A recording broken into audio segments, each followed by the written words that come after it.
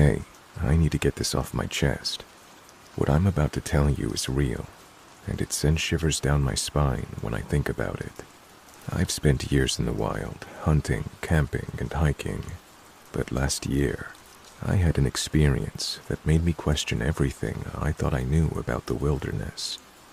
So, here's the backstory. I'm an experienced outdoorsman, and I like to spend at least a week each year in the backcountry of the Adirondacks. It's a beautiful, rugged area, and there's nothing like getting off the grid for a few days. But last year's trip was different. Something wasn't right from the moment I stepped onto the trail. It started on the second day of my trip. I was deep into the forest, around 15 miles from the nearest road, scouting for some elk. I'd been out there alone, as I usually do. But it wasn't long before I started noticing something odd. I kept hearing twigs snapping behind me. At first, I figured it was just animals, deer maybe, or squirrels, but the sounds were too consistent. It was like someone was following my every move. I stopped and scanned the area. Nothing. No movement. No rustling of leaves. I shook it off and continued walking, telling myself I was just being paranoid. By the third day, I started to feel like I wasn't alone anymore. It wasn't just the occasional sound of footsteps behind me anymore. It was more like someone was deliberately tracking my movements. At first, I thought it was just my imagination playing tricks on me. But as I moved deeper into the woods, the signs became undeniable. I found fresh footprints in the mud, close to my camp. They weren't my own. The boots were too large, and the tread was different. I didn't panic, but I couldn't ignore it. Whoever it was had been getting closer and closer. And they were good. Really good. The footprints were subtle, almost like they were deliberately trying to stay hidden. That night, I made camp in a secluded valley by a stream. I set up my tent, built a fire, and settled in for the night. But sleep didn't come easily. I couldn't shake the feeling that someone was out there. I kept hearing faint noises, movement in the brush, whispers in the distance, but every time I looked, there was nothing. The forest was eerily still. Around midnight, I heard a noise that sent chills through me. It was a low, guttural growl, almost like the sound of an animal, but it wasn't quite right. I grabbed my rifle, thinking maybe it was a bear or some other large predator. But when I stepped outside my tent, I saw something I'll never forget. In the distance, near the edge of the tree line, there was a figure. It was tall, wearing dark clothing, and they were just standing there, motionless, watching me. At first, I thought it was a trick of the light, or maybe a shadow. But then, I saw the figure move. My heart skipped a beat. I'm not easily rattled. But something about the way this person moved. It was deliberate, calculated. They weren't just out for a casual walk in the woods.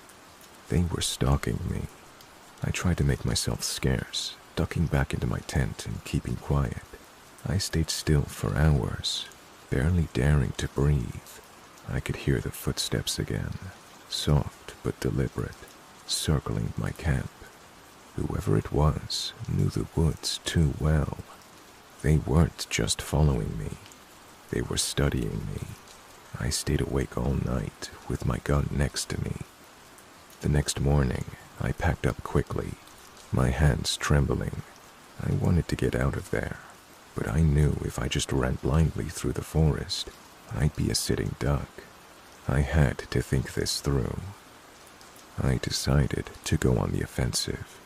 If I was going to get out of this alive, I needed to track the tracker. I followed the trail I had found the day before, heading deeper into the forest. I figured if I could find out who was following me, I might be able to confront them. The trail led me to a ridge overlooking the valley, and that's when I saw it. A camp, not far from my own, but hidden well enough that I hadn't noticed it before. There was no sign of the person who had been stalking me, but the camp was unmistakable. Scraps of food, a tarp, and, most disturbing of all, a rifle leaning against a tree. It hit me then. This wasn't just some random hiker. Whoever was tracking me was a hunter, and worse, they were hunting me. I didn't know what to do. I could stay and confront this person, or I could try to escape, but the feeling of being trapped in the woods, knowing that someone was out there, waiting, made my decision for me.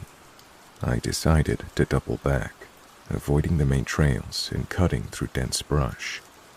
I moved quickly, constantly checking my surroundings, listening for the sound of footsteps that had been following me for days. I knew if I wasn't careful, I'd walk right into their trap. I slept little that night. I huddled under some brush, listening to the silence. I thought I heard footsteps again, but I couldn't be sure. I stayed alert, knowing that I was a long way from any kind of safety. By the fourth day, I had moved closer to a ranger station, and I finally felt like I was out of danger. I didn't stop until I reached the station. The first thing I did was report what had happened. The rangers took my story seriously, but when they checked the area, they found no trace of the hunter, no camp, no footprints, nothing. I left the wilderness that day, and I haven't been back since. I don't know who that person was or why they were tracking me. I like to tell myself that maybe they were annoyed that I would be competition for their hunt, and they wanted to scare me off, but the lengths they went to, I don't doubt that their intentions were more sinister. I'm just glad I got out without a bullet in me. So, if you're heading into the backcountry, be aware. There are people out there who know the woods better than you, and they might not have the best intentions.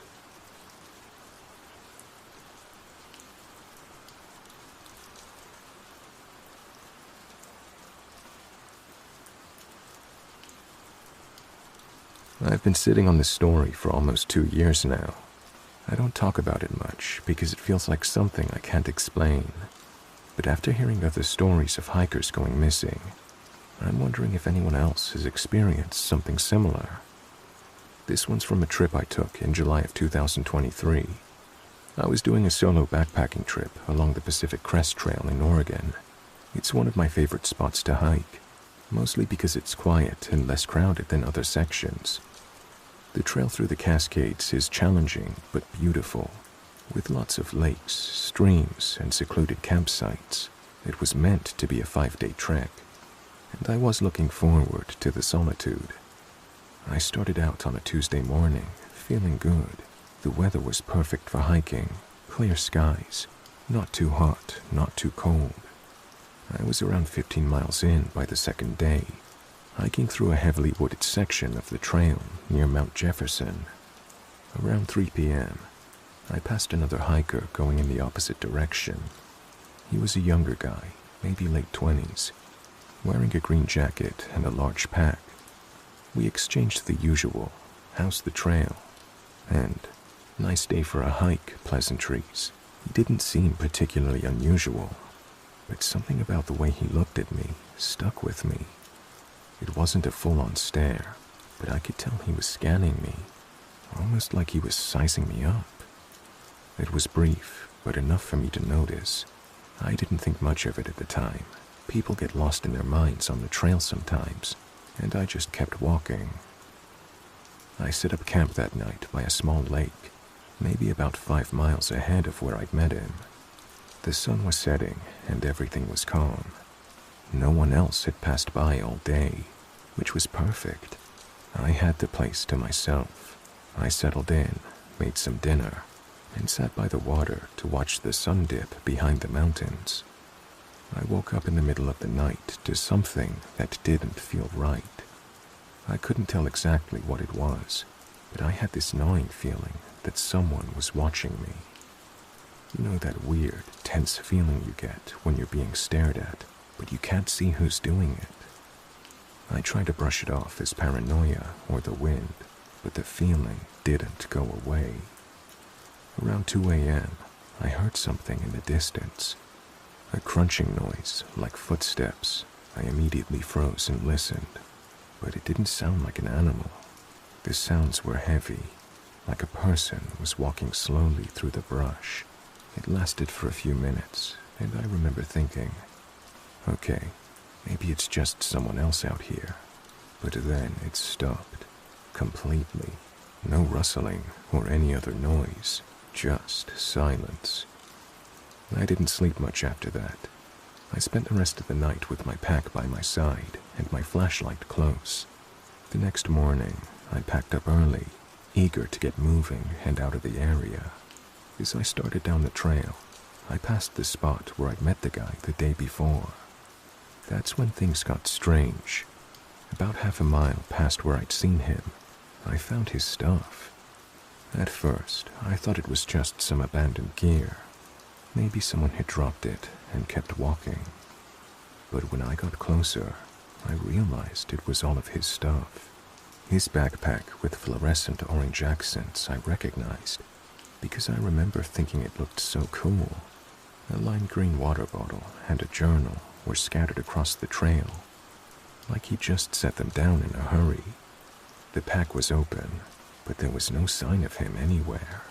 The trail was clear. There were no signs of anyone walking off the path, no tracks in the dirt either. I felt a sudden knot in my stomach. I'm not normally the type to panic, but something about it just felt wrong.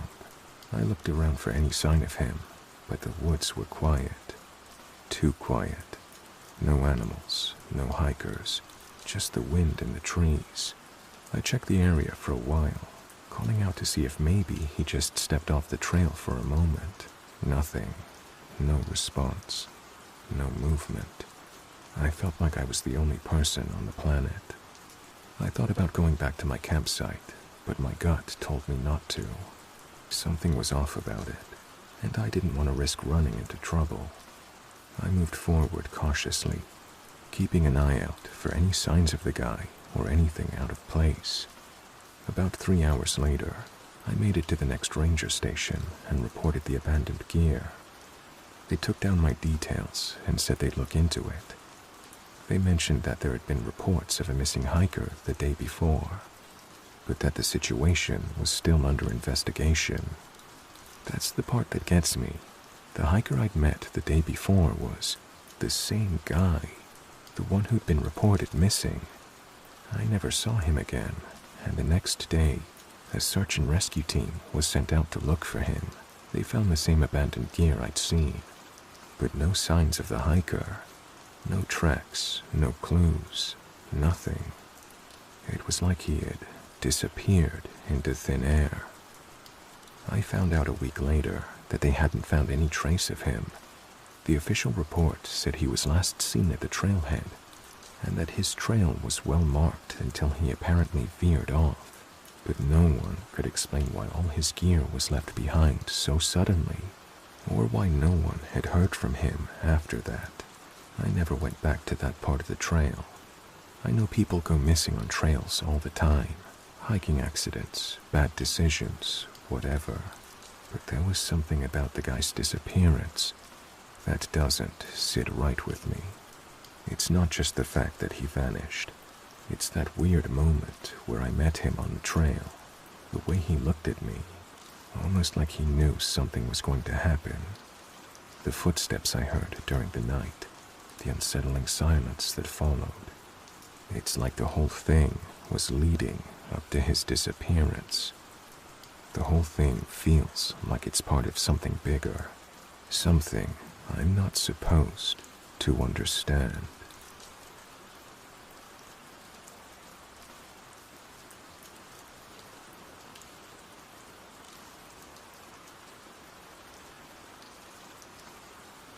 This happened a few years ago, and I've gone back and forth about posting it. This was in the summer of 2020, mid-July. The world was still in limbo, and everyone was stuck indoors. So my girlfriend at the time, Sarah, my best friend Rob, and his sister Claire all decided we needed a weekend out in nature. No phones, no crowds, just trees, hiking, and quiet. Rob's uncle owns a little off-grid cabin in the Umpqua National Forest. Nothing fancy, no power, no running water, but a propane stove, wood stove, old bunk beds, and an outhouse about 50 feet out back. It's a 45-minute drive from the nearest paved road, and when you're out there, you feel completely cut off, which we wanted at first. We got there Friday afternoon. The place had that musky, unused smell, but not in a gross way, just old wood, dust, and forest air. Everything was intact, no signs of mice or wildlife getting in, which surprised me. We unpacked, made dinner on the propane stove, and spent most of that evening outside playing cards and watching the stars. It was honestly one of the best nights I've had outdoors. We turned in at around 11:30 p.m. Rob and Claire took the bottom bunks, and Sarah and I took the top ones. The cabin has one main room and a tiny kitchen off to the side, so it's a cozy space. We locked the front door using an old metal bolt that slides across. Definitely not modern security, but it was something. At 2:30 a.m., I woke up. I didn't hear anything at first. It was more like I sensed something, like when your brain pulls you out of sleep for no reason. Then I started hearing footsteps, not wildlife, not scurrying or twig snapping. These were slow, steady, heavy footsteps on the front porch, like work boots on wood planks. I stayed still and just listened. I thought maybe it was Rob going out to pee, but when I peeked over the edge of the bunk, I could see him still wrapped up in his sleeping bag. Same with Claire. I whispered to Sarah, and she was already awake. She said, "Do you hear that?" And I just nodded. The steps stopped. We didn't hear anything else for a couple of minutes, and eventually, I worked up the nerve to climb down, grab my flashlight, and open the door. There was nothing there. No tracks in the dirt, no sounds in the woods, no movement at all. Just dead, still air and forest. I even walked a few feet out toward the clearing, shining my light around. Nothing. I came back in, and we chalked it up to nerves. Maybe an animal we misheard, and we went back to bed. The next morning was clear and cool, but when we stepped outside, I immediately noticed the old wooden shed behind the cabin, about 25 yards into the woods, was wide open. We definitely hadn't gone in there. Rob even made a joke about it when we first arrived, saying it looked like the set of a horror movie. It had a warped, sagging door and was half covered in moss. Inside were some old tools, chopped firewood, rusted nails, and some random junk. Nothing dangerous, just weird that it was open. It looked like someone had moved things around.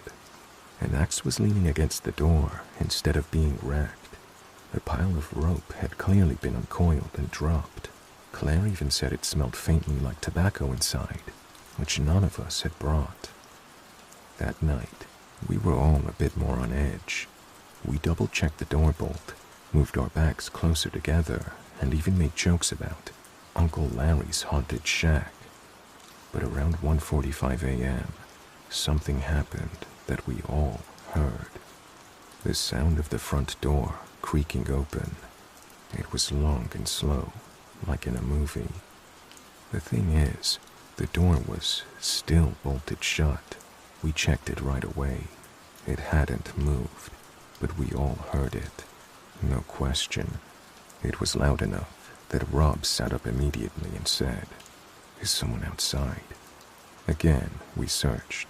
Nothing. No animals, no wind, no movement in the trees. but it felt off, like the air had changed, that thick, charged feeling like before a thunderstorm, but without any clouds in the sky. We barely slept that night. The next morning, we found a handprint on the outside of one of the back windows. It was faint, kind of sticky looking, like someone had touched the glass with bare skin and left a residue. None of us remembered touching that window. Claire swore it wasn't hers. She said she hadn't even gone near that side of the cabin. That was enough. We packed up and left a day early. On the way out, we stopped to call Rob's uncle and told him what had happened.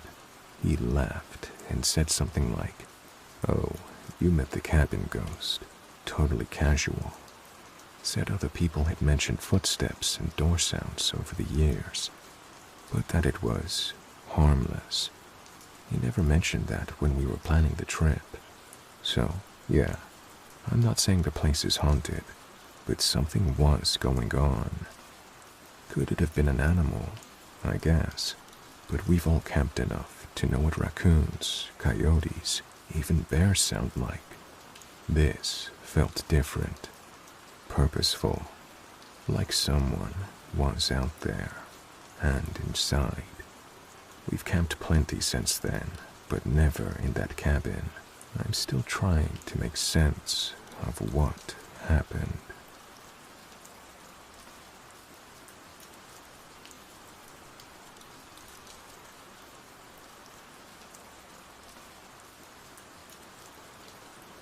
I wanted to share a pretty intense camping experience from a couple of years ago, mid-August 2021, in the hopes that it helped someone else avoid the kind of close call we had. This happened in the Sierra Nevada foothills, specifically in the Stanislaus National Forest area, near Beardsley Lake. We were doing dispersed camping, meaning no designated site, no ranger station close by, and absolutely no cell service. There were 4 of us. Me, my brother Jake, our longtime friend Ryan, and his girlfriend Kate. We're all fairly experienced when it comes to camping, and this was probably our 4th or 5th time doing a backwoods trip together. We checked the fire conditions before going.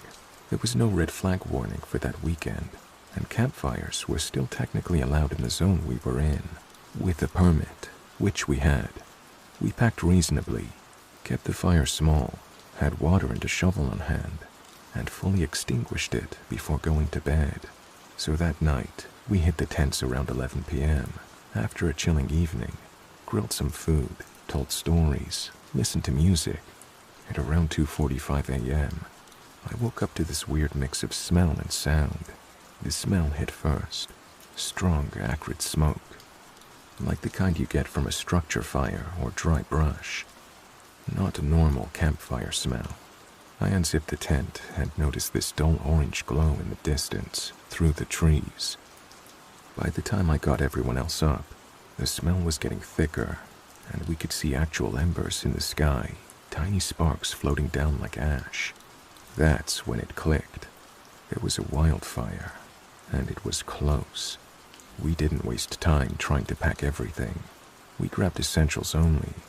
Phones, wallets, car keys, and one backpack we prepped with first aid, water bottles, and flashlights.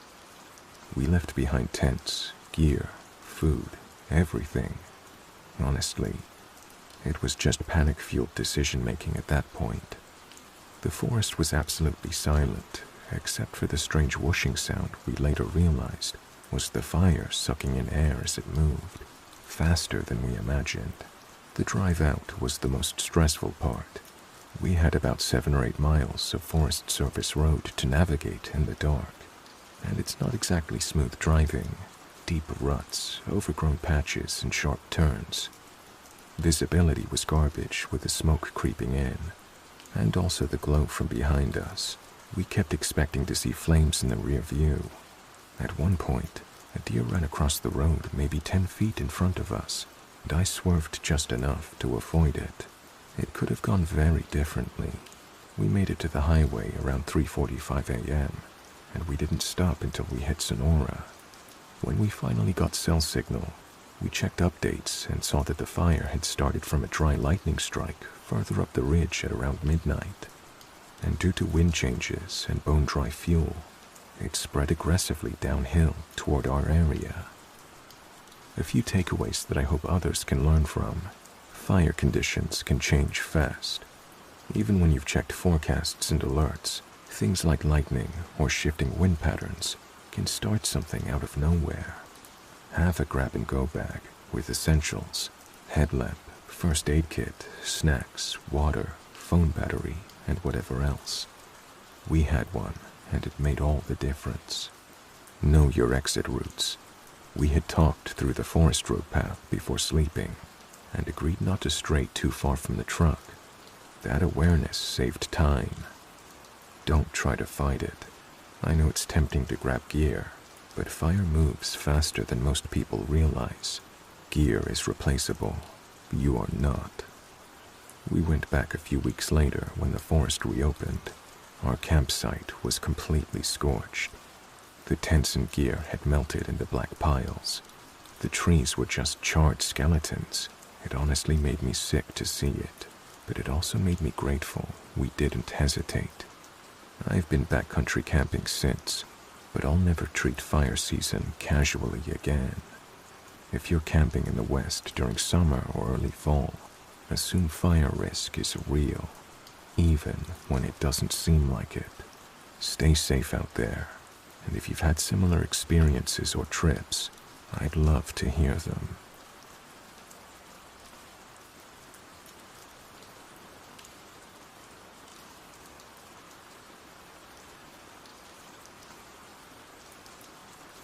My partner and I had a close call while camping last summer in Sequoia National Forest.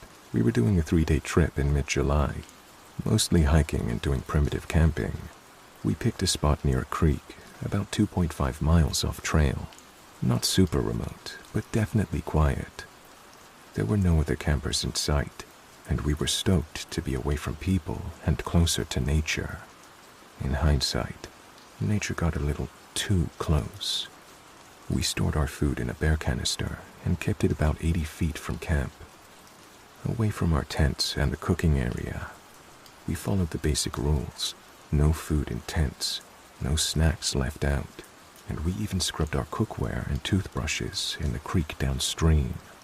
We've camped in bear country before and knew the drill. On the second morning, I got up just before sunrise to pee and stretch my legs. The light was still really low, but something about the ground around our tent looked weird. Scuffed up pine needles, like something had been pacing or shuffling around. When the sun came up a bit more, we saw it clearly. Huge bear tracks. Not just a couple of prints. There were multiple sets circling our tents, overlapping, maybe from the night before or earlier that morning. They were fresh, no debris in them, and you could see the toe and claw impressions clearly. They were definitely black bear prints. We confirmed later via park ranger and a tracking guide, and judging by the spacing, at least one of them was a pretty big adult. The part that freaked us out most, we didn't hear anything. No heavy breathing, no snapping branches, nothing during the night. We both had earplugs in, which we won't do again in bear country. The bear, or bears, must have come through really quietly sometime between 2 and 5 a.m. and just investigated the site. Our bear canister had been knocked over, but not broken open. They didn't get any food and didn't damage the tents, but they were curious and way closer than we'd ever want. After realizing what had happened, we packed up and left within the hour. No panic. We just didn't want to risk a second visit.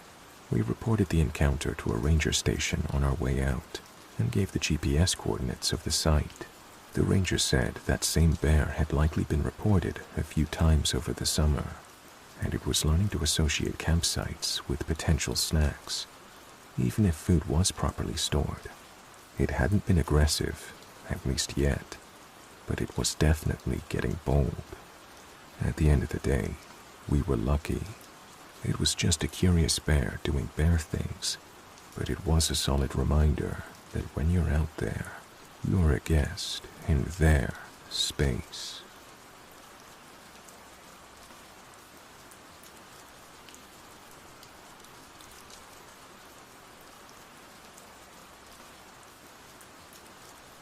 I don't often share this story, mostly because it feels like something I should have known better about.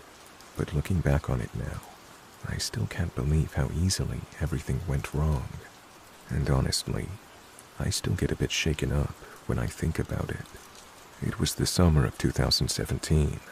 I'm no expert when it comes to backcountry hiking, but I've been out in the woods enough to know how to read a map, use a compass, and follow trail markers. I've always been the kind of person who likes to go off the beaten path, find quiet spots away from the crowds, and just get lost for a few days. So, I planned a solo hiking trip in the Trinity Alps wilderness in Northern California. It's a beautiful spot, remote, rough, and full of wild rivers, alpine lakes, and towering trees. The kind of place where you can disappear for a few days and really get away from everything. I was aiming at a 4-day trek, something that would push me, but not too much. I had the maps, I'd done the research, and I was prepared. Or so I thought. The first 2 days were perfect. The weather was ideal, sunny but not too hot, and there was a light breeze that kept the air fresh. The trails were easy to follow, and I was enjoying the solitude. I stayed at a few campsites along the way and met a couple of other hikers, but no one stayed long enough to get to know each other. By the end of the second night, I was about 18 miles deep into the wilderness, heading towards a lake I'd read about, which would make a great place to camp before turning back. But that's when everything went wrong. I woke up in the morning of the third day, ready to get to the lake, but there was something off. I couldn't explain it at first. I packed up my camp, ate a quick breakfast, and set off, expecting to get to the lake by the afternoon. But the trail didn't seem right. I thought I must have missed a turn or taken a wrong fork somewhere, but I figured I'd retrace my steps to hit a landmark I'd recognize. I didn't. I kept walking for what felt like hours, but everything started looking the same. The trees, the rocks, the streams, they were all blending together. I kept checking my compass and map, but things weren't adding up. Every time I thought I was heading in the right direction, I ended up back at a spot that didn't look familiar. I started to panic a bit, but I tried to stay calm. Getting lost in the wilderness wasn't the end of the world, right? I had enough food, water, and gear to last a few days. All I had to do was find the trail again. But then the weather started turning. The storm came out of nowhere, and the temperature dropped fast. I could feel the wind picking up, and the clouds rolled in heavy. By the time the rain started, I had no idea where I was anymore. The map and compass weren't helping. The trail markers I'd been following had completely disappeared. That's when the real fear set in. I realized I wasn't just a little off course. I was completely lost. I tried to retrace my steps, but the rain had turned the dirt and rocks into a slick, slippery mess. Every direction seemed to look the same, and there was no sign of anything familiar. I could feel the darkness closing in, both literally and mentally. I set up camp in a small sheltered spot under some trees, hoping the storm would pass, but it didn't. The rain kept coming down in sheets, and the temperature kept dropping. I didn't want to risk wandering any further in the dark, so I huddled in my tent, trying to stay warm. The night was miserable, cold, wet, and completely isolated. My phone was dead, and there was no cell signal, so I couldn't even send out a distress signal. The next morning, the storm had let up a bit, but I still couldn't get my bearings. I tried to stay calm, but each hour that passed made me more anxious. I had no idea which direction to go. I couldn't find a trail, and I couldn't shake the feeling that I was just going in circles. By the second night, I was feeling more than just anxious. I was scared. The sun had set, and it became brutally cold again. I rationed my food and water, but the constant cold and dampness were taking their toll. I couldn't sleep. I was too worried about getting colder and weaker. I kept thinking of the worst-case scenarios, being stranded out here, getting injured, and no one knowing where I was. On the third day, I'd pretty much given up hope. I was exhausted, both physically and mentally, and the idea of being rescued felt more and more unlikely. I had barely enough energy to pack up my camp and keep moving. That's when I heard something. It was faint at first, just a rustling in the trees. I thought maybe it was a bear or a deer, but then I heard it again. Footsteps. I froze. I wasn't expecting anyone. I'd been there alone for days now, and the thought of someone else being out there, it didn't feel right. I waited quietly, hoping it was just an animal. Then, out of the mist, I saw them. 2 hikers, maybe 100 yards away. I don't know how they found me, or how they'd gotten so close without me noticing. I didn't even know if I should trust them at first. But when they called my name, I knew they were the rescue team sent for me. I hadn't heard them approach. They had been tracking me, using their own maps, and had found me just as I was about to collapse. They guided me out of the wilderness, back toward the trailhead, where the rest of the search and rescue team was waiting. I was exhausted, dehydrated, and close to hypothermic, but I made it out alive. I'll never know exactly what happened during those 3 days, why I got so turned around, how I ended up off course so badly, but I learned a few things the hard way. Trust your instincts. When something feels off, don't ignore it. Stay calm. Panicking makes everything worse. Focus on the basics: food, water, shelter, and finding your bearings. Tell someone your plan. I went solo, but if I had left more detailed plans with someone back home, things might have turned out differently. I don't take the wilderness for granted anymore. It's beautiful, it's peaceful, but it can be unforgiving. The kind of peace you find out there can turn into isolation pretty quickly.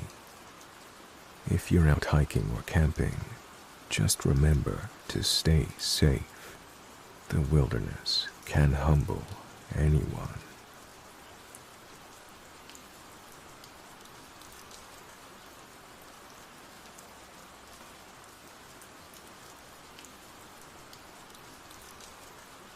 I've been trying to process what happened on a trip I took last winter. I still don't know if I'll ever fully understand it. I debated posting this here because I know a lot of the usual responses will be that we were just tired, or that we misheard things, or that it was just a weird coincidence. But trust me, the circumstances and the aftermath have stayed with me. So, in December 2024, I was part of a small group of volunteers with a local search and rescue team in the Sierra Nevada mountains. It wasn't my first time out on a rescue mission. I've been volunteering for the past few years. We mostly handle routine stuff. Lost hikers, minor injuries, that kind of thing. But this time was different. It was a Friday night when we got the call. A solo hiker had gone missing in the backcountry. He was on a remote section of the Pacific Crest Trail, not too far from the Yosemite Wilderness boundary, but it was a tough area. Difficult terrain, minimal cell service. He'd been camping for a few days and was overdue to return. His family had reported him missing, and we were called in to assist in the search. I was part of a team of 5, all experienced hikers and trackers, and we knew the area well. But it was already late evening when we began the mission, and the conditions were rough. The temperature had dropped, and a cold wind was blowing in from the west. We didn't have much time before the full darkness set in, and we had to move fast. The plan was to search the trail area first, then move into the surrounding forest. But by the time we arrived at the trailhead, It was pitch black at around 11 p.m. We had night vision gear, but even that wasn't much help in the thick forest. The air felt dense, like the mountain was pressing down on us. We split into two groups. I was with a guy named Frank, one of the senior SAR members, and we were assigned to search along a river trail that ran parallel to the main path. As we moved deeper into the woods, the usual sounds of night animals were absent. It was unsettling that there was no wind or sounds in the area, just eerily quiet. We moved in silence for almost 2 hours, calling out the hiker's name every so often, hoping to hear a response. Nothing, just the steady crunch of our boots in the snow. Then, about 3 hours into the search, Frank held up a hand. I stopped in my tracks. He'd heard something, a voice. It was faint, barely audible, but there was no mistaking it. We both stood there, straining to hear. "Help. I need help." The voice was weak, distant, but unmistakable. Frank motioned for me to follow him as we hurried in the direction of the sound. We navigated through the trees, stepping over fallen branches and rocks, and after another 20 minutes of scrambling, we reached a small clearing. And that's when we found something that still haunts me to this day. There, lying on the ground, was the missing hiker. He was unconscious, covered in snow, and barely alive. But here's the thing, he wasn't where we'd expected him to be. According to the search logs, he'd been heading north, but we found him lying south of his last known location, deep in an area that wasn't even on the map. It was like he'd been pulled off course somehow. Frank immediately started assessing his condition while I scanned the area. That's when I saw something else that chilled me to the bone. There were footprints around him, fresh, deep impressions in the snow, but they weren't his. The prints were too large, and they led away from him, heading deeper into the woods. I can't explain why, but I had this gut feeling that we weren't alone. We radioed in for the extraction team, and within minutes, a medic arrived. The hiker was barely conscious, mumbling incoherently. He kept saying the same thing over and over. "They took me. They took me." Frank looked at me with a mix of confusion and concern. The other team members quickly set to work stabilizing the hiker, but the whole situation felt off. It didn't make sense that someone would have taken him. He was alone, miles from any trail, and no one had been nearby to abduct him. I kept looking back at those footprints. They were still visible in the snow, leading off into the darkness. I wanted to call out, but my voice felt stuck. Something about the way the footprints led into the dense trees made me feel like something was following us, like we weren't meant to find him. By the time the extraction team had him loaded up and was headed back to the base camp, Frank and I stayed behind, looking over the area. We couldn't shake the feeling that something wasn't right. The hiker's condition was bad. He was severely dehydrated and hypothermic, but when we asked him about what happened, all he could say was, "They said I wasn't supposed to be here." It wasn't clear who they were. The strangest part, the footprints leading away from him. They were gone by morning, just vanished. The snow had filled them in somehow, even though it hadn't snowed in the time since we'd last seen them. No one could figure out how that happened, especially given that the footprints had been so fresh. The hiker survived. He made a full recovery, but his memory of the ordeal was hazy. He couldn't remember much beyond being lost and hearing voices calling him deeper into the forest. He kept asking us why he'd been taken, but we couldn't give him an answer. A few weeks later, I learned that he'd gone back home to the Midwest, But he was never the same. His family said he'd been having nightmares, sometimes waking up screaming about being pulled into the woods. He never hiked again.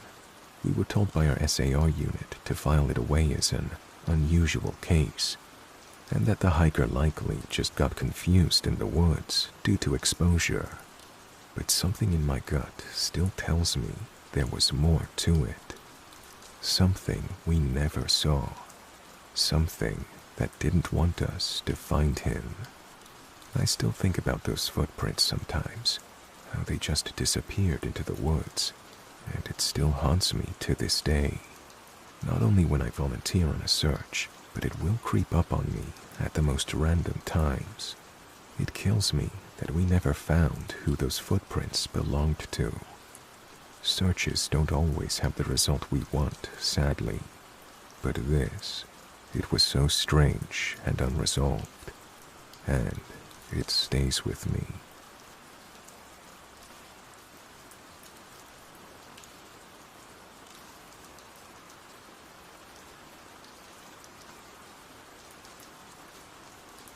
I worked for the U.S. Forest Service for over a decade, mostly in Oregon. I'm used to strange things in the woods, odd animal behavior, off-grid squatters, even the occasional survivalist with more ammo than sense. But what happened last October stuck with me in a way nothing else has. It was mid-month, right before the rain really starts hammering the Cascades. We got a call from a logging crew working deep near Cougar Reservoir. They'd stumbled across an old structure and wanted us to check it out before they started cutting in the area. Standard stuff.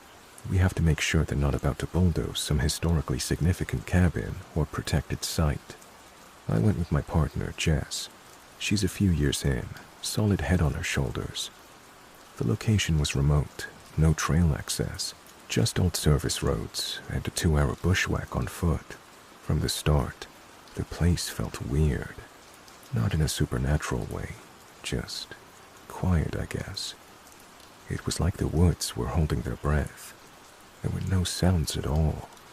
We figured maybe a cougar was in the area, so that's why it was quiet, and we stayed alert. We found the structure where they said it would be.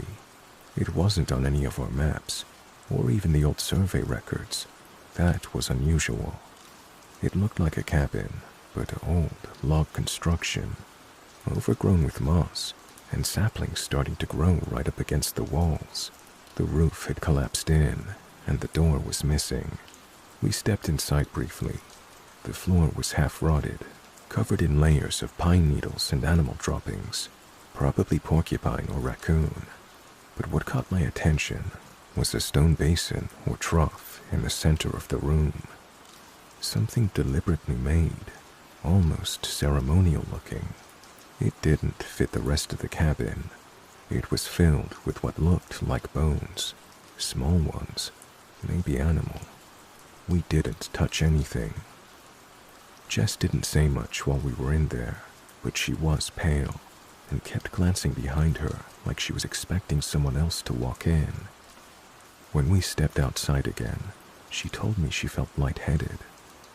Then she froze mid-step and whispered, "Do you smell that?" I didn't at first, but then it hit me. This sharp, metallic scent, like rusted iron and wet soil. The weird thing was, the air was totally still. The smell came and went in a wave, like something exhaled. We didn't stick around. We marked the location, took some photos, and hiked out fast. Neither of us spoke the whole way back. Back at the ranger station, we filed the report. A week later, someone from the regional office came down. He said he was with the Site Preservation and Hazmat Assessment. That's not a real division, at least not one I've ever dealt with. He asked a lot of questions about the site, how we found it, whether we touched anything, whether we felt anything unusual while we were there. I gave him everything, photos, coordinates, notes. He nodded, thanked us, and said that area was now off limits. When I checked later, our access routes were removed from the shared maps, completely wiped. Jess left the service 3 weeks after. She said she was moving back east. She wouldn't return my calls. I still think about that place, about how the cabin didn't rot like it should have, about the basin, the bones, the smell. Sometimes I wonder if we were the first ones to find it.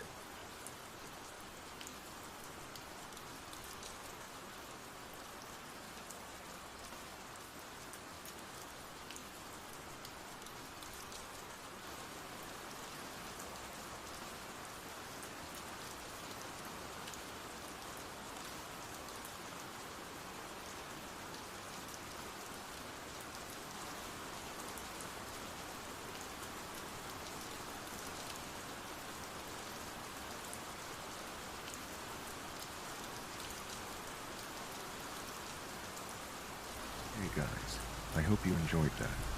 If you have a scary story you'd like me to read on the channel, please send me an email or post it to my subreddit. You can find details of this in the video description. It's the stories that make this, and this is the best way to ensure variety in the stories I share. Thank you all for listening, and a special thanks to my channel members and patrons who now have special access to ad-free videos and other behind-the-scenes content. Once again, thank you guys for listening. Have a great night.